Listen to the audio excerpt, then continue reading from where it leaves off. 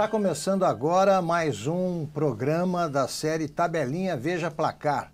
Este é o 7º programa da série, transmitida ao vivo pelo site de Veja. Hoje o meu convidado especial é o jornalista Carlos Maranhão. Carlos Maranhão é meu velho amigo, dirigiu a revista Placar por muitos anos. Quanto tempo, Maranhão? Placar? Placar. Eu trabalhei em Placar ao todo 14 anos. Eu fui diretor de redação durante uns 4 anos, mais ou menos. E foi diretor de redação da Veja, São Paulo. Quanto tempo? A Veja São Paulo eu fiquei 21 anos na revista. Bom, e está cobrindo agora a sua 9ª Copa do Mundo para a Veja. E esteve ontem o Carlos Maranhão no Mineirão e acompanhou o Dia da Vergonha, né? Uma tragédia que superou a de 1950. Como é que você se sentiu, Maranhão, vendo aquilo acontecer? E o que aconteceu para quem estava no campo?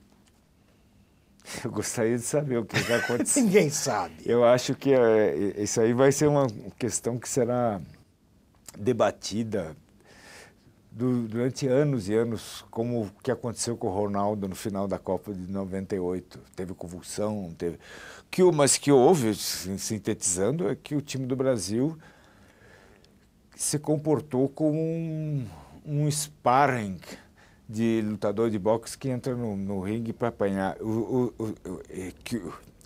técnico Filipão, as pessoas todas falam que houve um apagão. De fato, houve um apagão. Em determinado momento...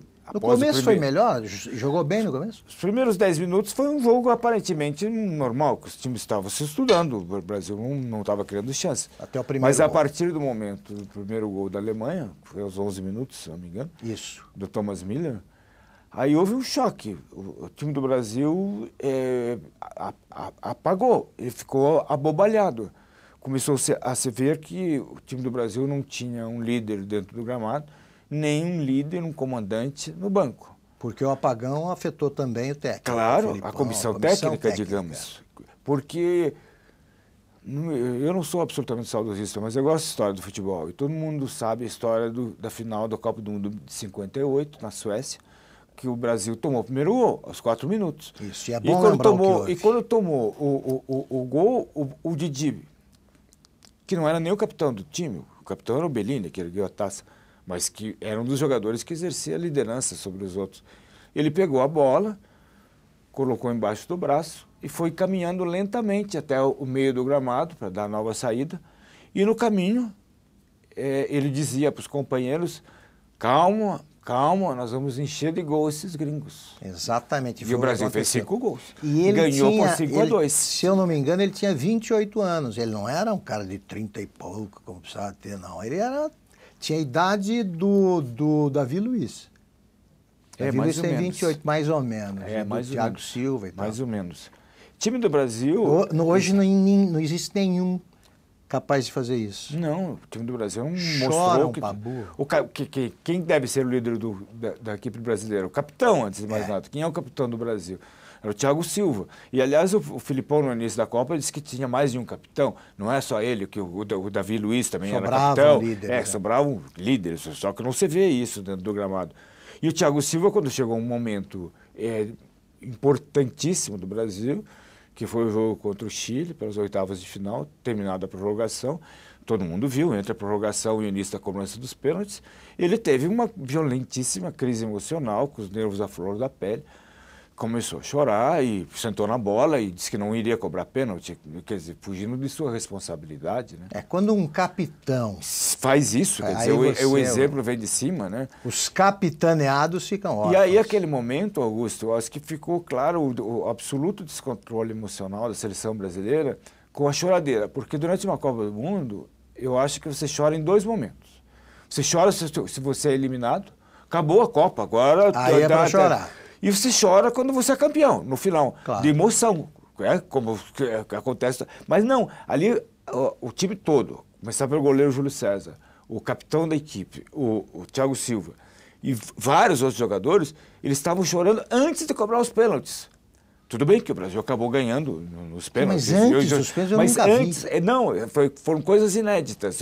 Essa Copa do Mundo tem várias coisas inéditas. Isso que eu queria te perguntar. E essa você que é uma acompanhou delas. tantas, as outras seleções choram? Choram assim? Não, né? Não, você viu hoje o jogo do Brasil, da Argentina e Holanda, quando terminou a prorrogação, tudo bem, os jogadores começaram a falar e fica aquela cena tradicional de ficam abraçados no meio de campo enquanto se iniciam as cobranças, ficam de mãos dadas. Tá? Mas não teve choradeira, foram lá cobrar os pênaltis. Claro. E era uma cobrança até mais importante. Eu decidi ali quem iria à final no próximo domingo, né? Se ia a Holanda ou a Argentina. Eu nunca vi cenas como essas que estavam acontecendo com o Brasil. Quer dizer, não foi o apagão culminou, eu jamais falaria uma coisa dessas, que foi uma coisa anunciada. O que parecia que era anunciado é que o Brasil, a meu ver, não chegaria ao final, porque a campanha dele durante a Copa, eu acho que foi uma sucessão de sobressaltos e de ilusões, começando com a estreia. Mesmo com o Neymar? Sim, mesmo com o Neymar. Sim. Começando com a estreia, capitulando, o jogo do Brasil contra a Croácia, aqui em São Paulo. Começou com um gol contra, pareceu um pronúncio que o Marcelo fez, e o Brasil virou o jogo graças a um pênalti simulado pelo Fred. Que ele, Fred e o Filipão, em todas as entrevistas, disse que não foi, que existiu. E a partir daí, inclusive, a comissão técnica, particularmente o Filipão, começaram a criar teorias conspiratórias, porque a imprensa, ou parte da imprensa, afirma que o pênalti foi simulado e não foi, e agora os árbitros vão ficar contra nós, e a FIFA não quer que o Brasil seja hexa, e assim por diante. Bom, esse foi o primeiro jogo. O segundo jogo contra o México, 0-0, foi um sufoco. O Brasil teve, em Fortaleza, teve a ponto de perder. É verdade que teve bons momentos, tanto que o goleiro do México, o Shoa, teve uma excelente participação naquela partida. Mas o Brasil não tinha convencido ninguém. É verdade. Veio o terceiro jogo contra Camarões, sim, ganhou 4-1. Também. O Neymar fez 2 gols, mas contra Camarões. Não é exatamente uma força.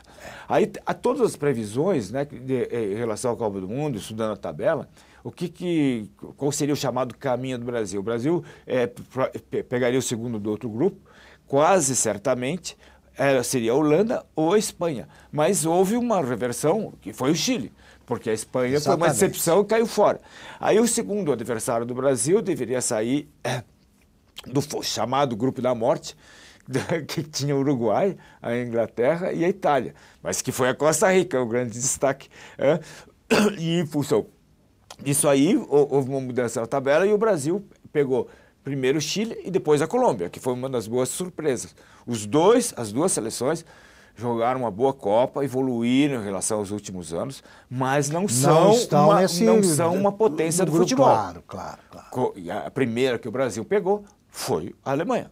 E aí foi o que se o que aconteceu. E agora, contra o Chile, nós falamos do jogo com a Croácia, o jogo contra o México, o jogo contra Camarões. Aí o Chile, o primeiro jogo eliminatório, o Brasil fez uma partida ruim e devemos agradecer ao travessão, ao fato de não ter sido eliminado, que seria uma eliminação catastrófica, que seria eliminado nas oitavas de final pelo Chile. E isso teve quase ao ponto de acontecer. Mas talvez fosse menos traumática que a eliminação como se deu, né? Talvez. Pela vitória pela goleada de 7-1. Sim. Por quê? Porque podia se atribuir que foi um jogo que o Brasil jogou mal e que a mão do destino entrou e uma bola fortuita derrotou a seleção brasileira.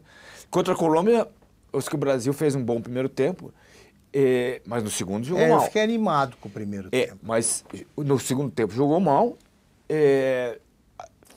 ganhando 2-0, a Colômbia diminuiu através de um pênalti e pressionou o Brasil. E aí aconteceu aquela tragédia, que foi a condição do Neymar. Né? Porque o Neymar melhora o nível da seleção. Sim. É o único craque brasileiro em ação. Sim, e o Brasil era um Neymar dependente. Quer dizer, o Brasil dependia muito, exclusivamente, quase que do talento, eu diria até da momentos de genialidade do Neymar. E aí a condição dele, ele ficando afastado da Copa, além do aspecto técnico, né, do Brasil, ela trouxe à tona o fato, a volta do desequilíbrio emocional da equipe. Quer dizer que a equipe não soube lidar com isso. A comissão técnica também não soube. Aí o Filipão tinha as ideias dele, como que eu vou substituir o Neymar. Pensava-se que ele mudaria o esquema tático dele, colocando 3 volantes para liberar os 2 laterais, com mais prudência diante da Alemanha. Mas não, ele optou por um esquema com o Bernard, mais ofensivo. Mas o problema é que esse time nunca jogou junto, sem testar. E ele escondeu. Da Alemanha. Hoje, inclusive, disse que não podia falar para os jornalistas, porque senão a Alemanha ia ficar sabendo que o Bernard ia jogar. Mas, na verdade, ele trapaceou com os jornalistas que estavam cobrindo a seleção. Né?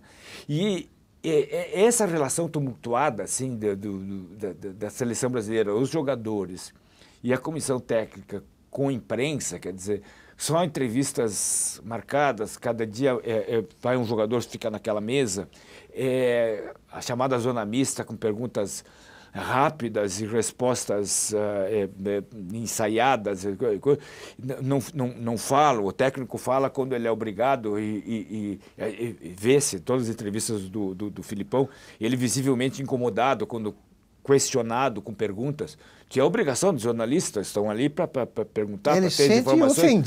Sentem ofendidos e culpam o jornalista. Mas eles esquecem, Augusto, uma coisa que eu já escrevi algumas vezes, que eu sempre repasso, que não é com os jornalistas que os jogadores falam, eles falam com a opinião pública. Eles falam, acima de tudo, com o torcedor.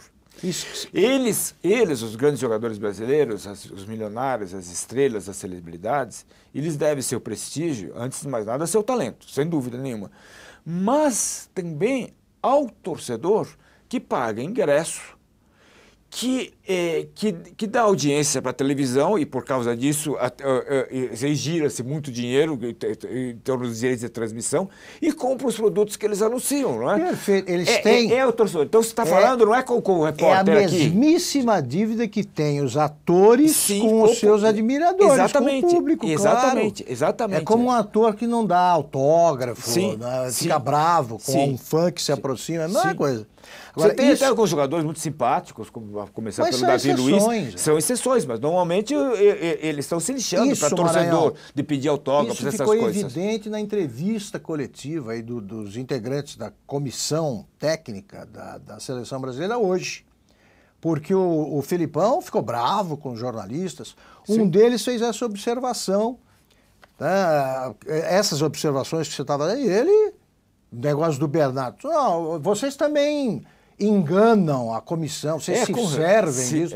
E aparece o Carlos Alberto Parreira, mas eu disse, mas estamos, não fizemos feio, né? Estamos entre os 4 melhores times do mundo. É uma piada, né? É, uma piada, até porque o próprio Parreira, que é um homem que eu tenho o maior respeito, eu admiro, ele tem um currículo admirável e tudo, mas ele falou, antes de começar a Copa do Mundo, que o Brasil está com a mão na taça. Falou. E o Filipão depois disse que ele tinha razão, que o Brasil tinha a obrigação de ganhar. Exato. Então, nesse momento tem que reconhecer, quer dizer, tem que pedir desculpas às pessoas. E o Parreira ainda disse, né? O país do futebol perdeu a primeira Copa em casa, tem a obrigação de ganhar a segunda. Aí não dá. Aí não dá. Maranhão, e sobre o jogo de hoje? O que você achou? Argentina e Holanda. Jogo de semifinal, eu sei que está se decidindo quem vai disputar a decisão do título. Algumas vezes é um jogo como foi esse, quer dizer, um jogo que não teve grandes emoções, um jogo muito fechado, os 2 times muito cautelosos. Para mim não foi uma boa partida, mas sobretudo comparado com o jogo de ontem, né? Do jogo do Brasil e a Alemanha, que o Brasil contribuiu para elevar a média de gols nessa Copa do Mundo, né?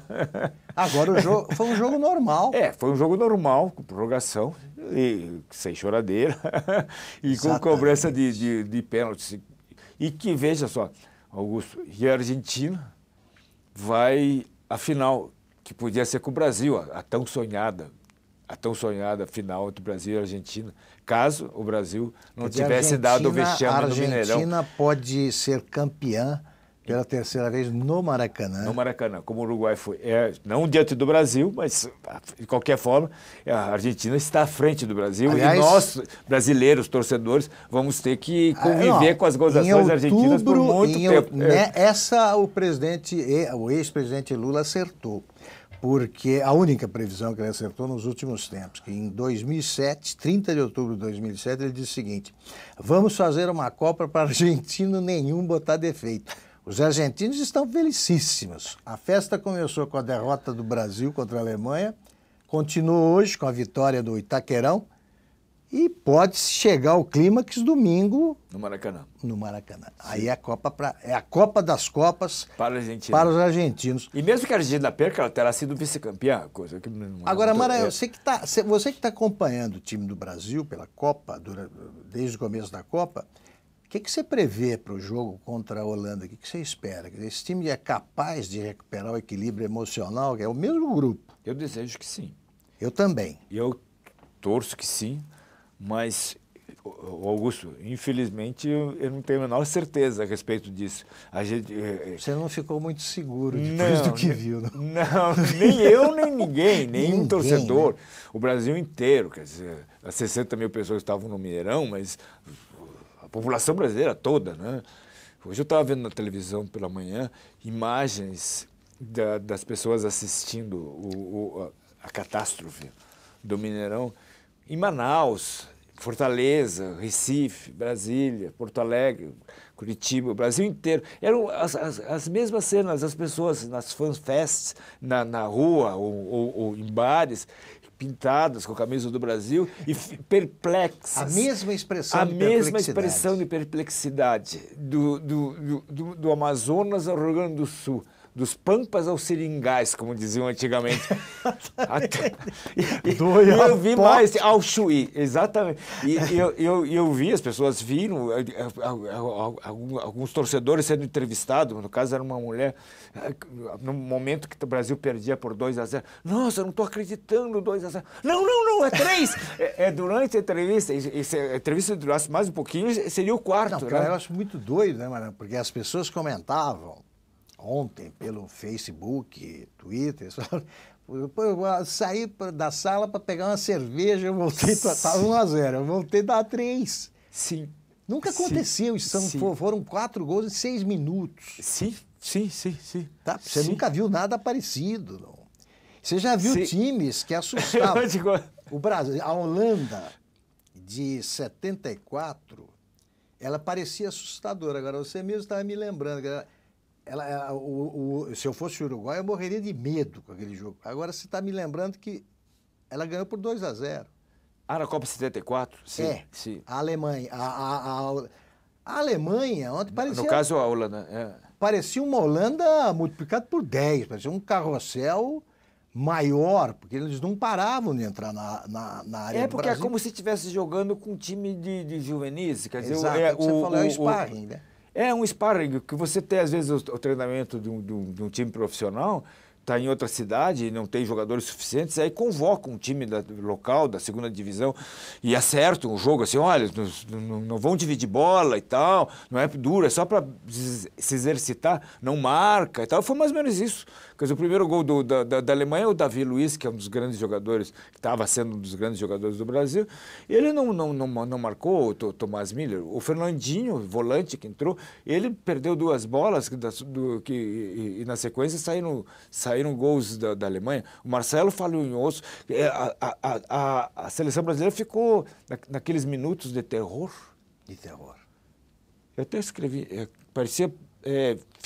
parecia ficção científica, parecia filme de... Eu, sinceramente, eu não acredito. Em 6 minutos, os 3 gols, com 29 minutos de jogo, estava 5-0.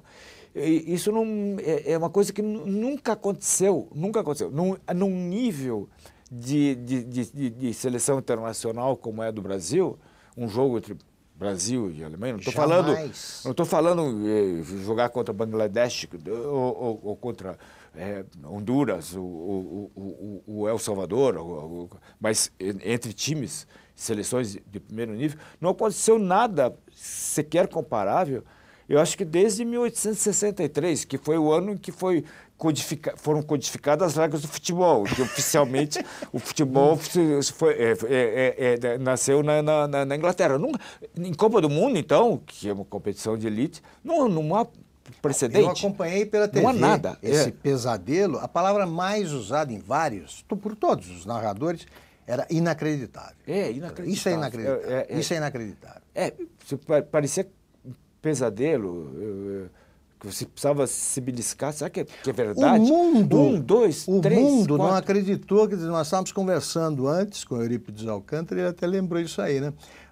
A imprensa mundial, ela destaca não a vitória da Alemanha, ela fala mais da derrota do Brasil, né? Sim. É espantoso o Brasil. Inacreditável, né?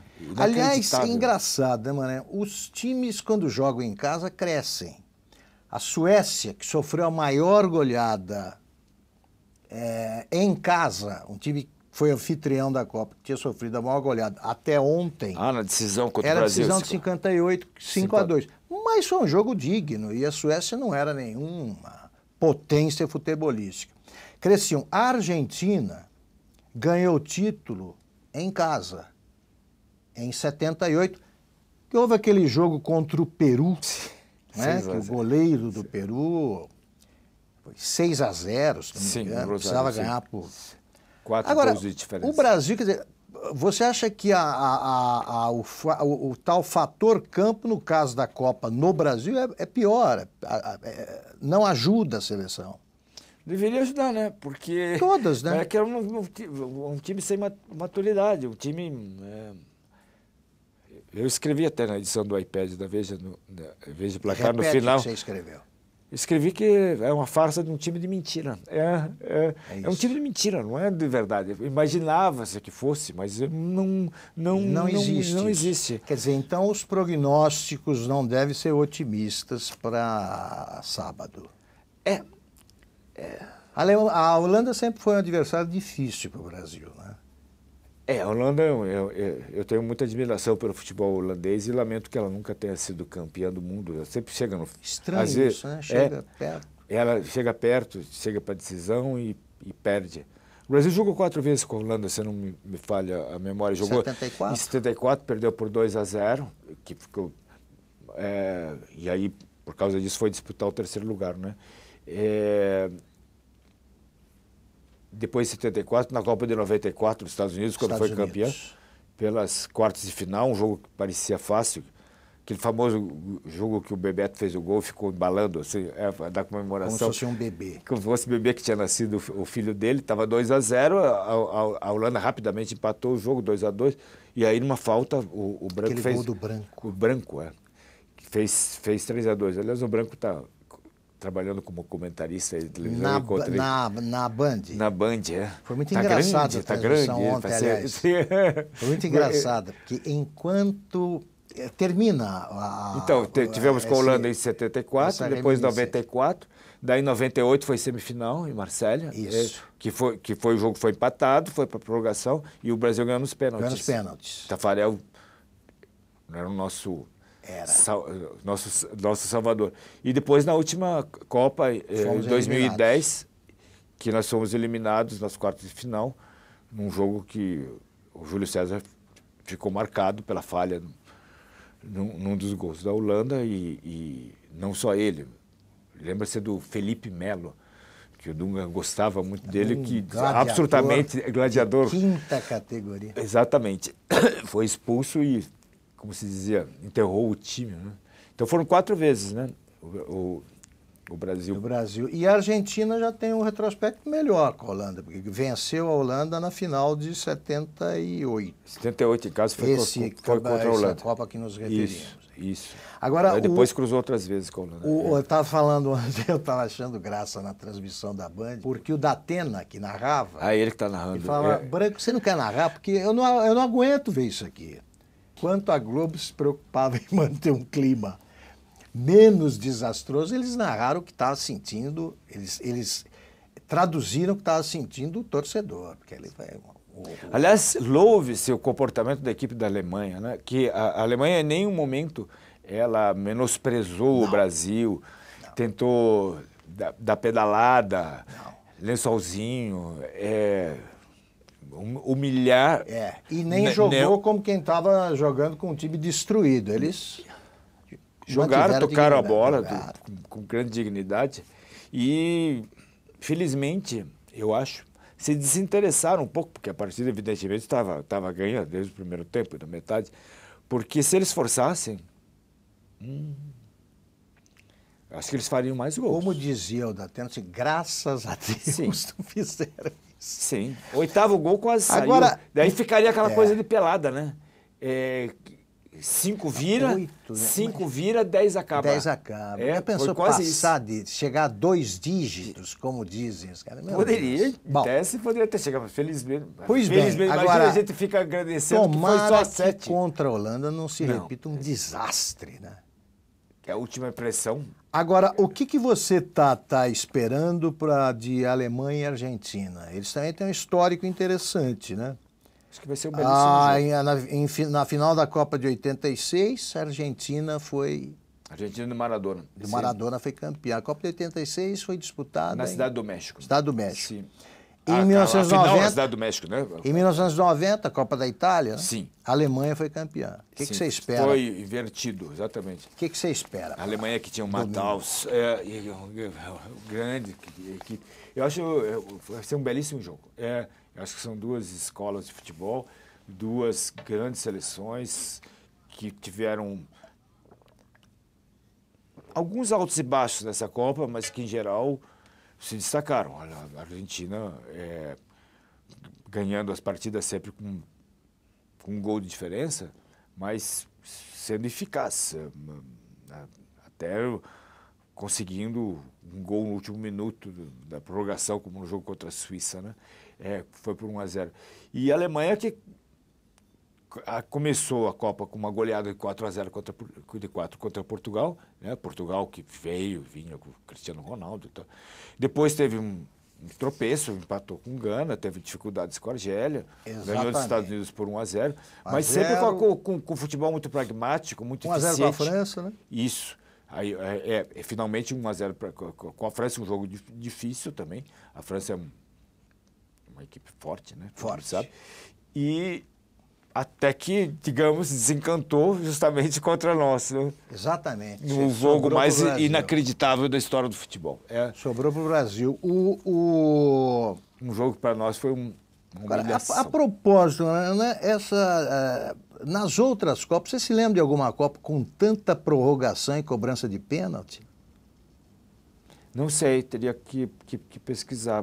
Puxando pela memória, eu não me lembro, mas deveria até saber. Mas nós tivemos várias prorrogações e algumas cobranças de peso. Mas o Brasil mesmo já passou por... Nós lembramos que contra a Holanda, prorrogação e pênalti. E também o Brasil perdeu em prorrogação e pênalti.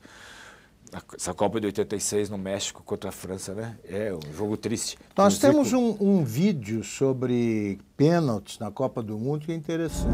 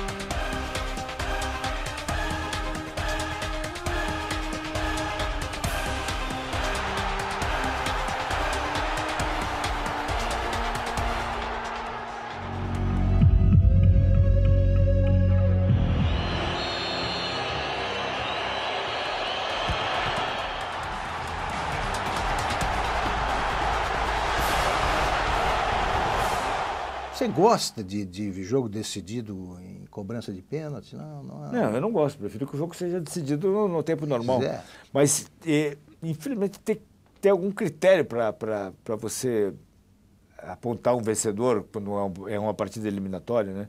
Futebol é talvez o único esporte que tem empate, né? O esporte coletivo. Não é? Coisa que o americano até hoje não entende. É por isso que eles não entendem direito o futebol. Que um jogo de 0-0 pode ser bom e que 1-1 é um resultado normal e tal. Mas quando o jogo é eliminatório, tem que ter um vencedor. Há alguns anos a FIFA tinha instituído aquele sistema da morte súbita.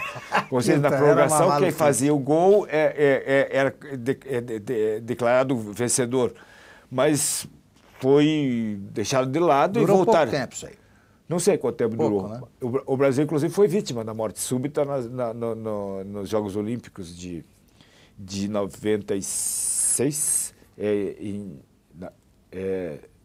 96, sim, em Atlanta, que era uma seleção forte. O Zagallo, que era o técnico da seleção principal, ele era o técnico da seleção olímpica também, que eram jogadores até 23 anos, mas 3 podiam ter mais de 3. Jogava lá o Ronaldo, por exemplo, jogava o Roberto Carlos, jogava o Rivaldo. E o Brasil fez um jogo inesquecível contra a Nigéria, que estava ganhando por 3-1, cedeu o empate. Aí foi para a prorrogação e aí começou e tomou o gol e acabou a partida. A minha impressão é o seguinte, sensação que eu tenho, mas você está acompanhando mais de perto e no estádio eu acho que a gente tem uma avaliação mais precisa sobre isso. Minha sensação é de que tivemos grandes jogos, mas nenhum grande time, o time que se impõe, né? Aquele que é o favorito, ainda que perca na final.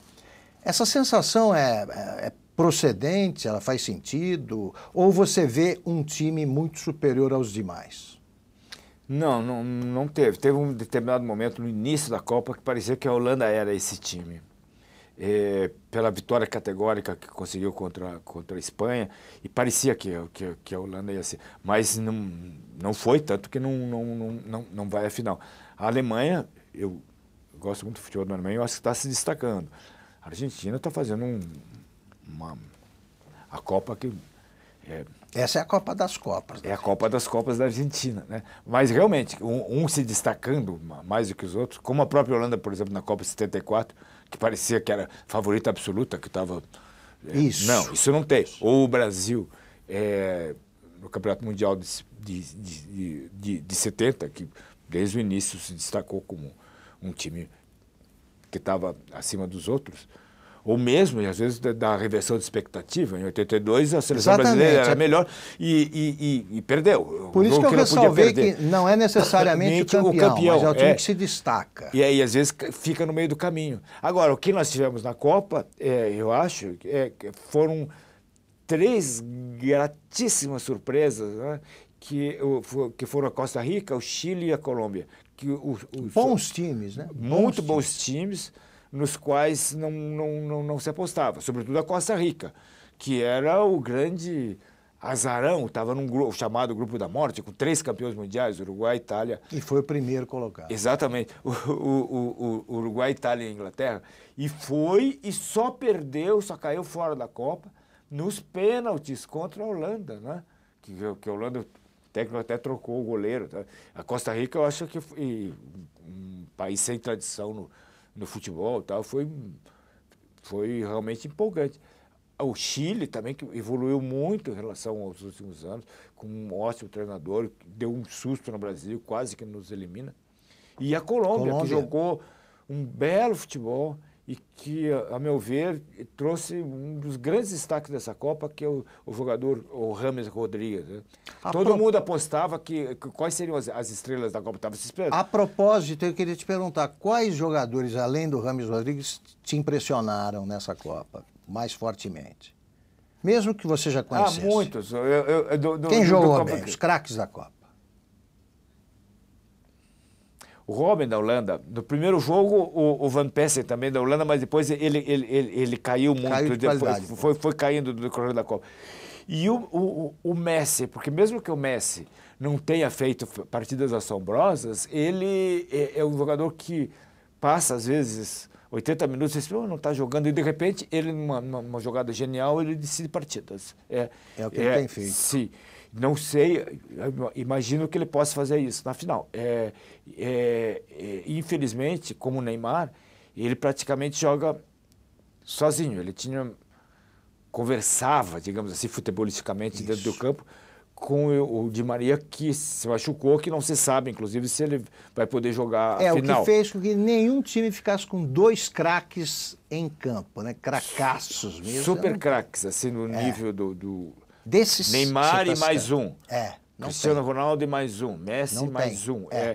Tem a Alemanha, que eu acho que é um time muito mais parelho, que tem craques, não é super craques, mas tem vários jogadores muito bons, sendo que nenhum é um destaque absoluto, ou seja, é um time muito coletivo, como é o futebol, né? Perfeito. Futebol é um esporte coletivo, a gente não pode esquecer. E às vezes acredita que não, que é individual, que o Brasil, com o Neymar, o Brasil vai e tal. Não é assim.